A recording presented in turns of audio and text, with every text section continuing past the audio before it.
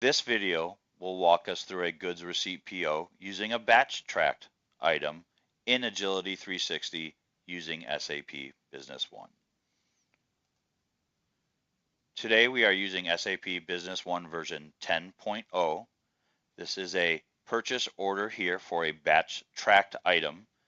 The purchase order number is 1325 and we are receiving item 136-00023 and a quantity of 100. Let's do the transaction on the Agility 360 handheld. We have our goods receipt PO form. The highlighted blue focus field requires the order that's associated with the batch tracked item. We are going to scan a barcode with the purchase order number on it. It's going to validate that in SAP Business One and now require our first item to be scanned. And it will validate that.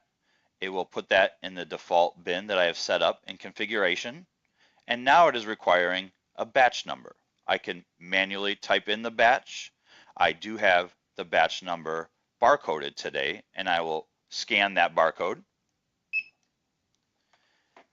The unit of measure is manual, and I'm going to receive a quantity of all 100 of these batch tracked items.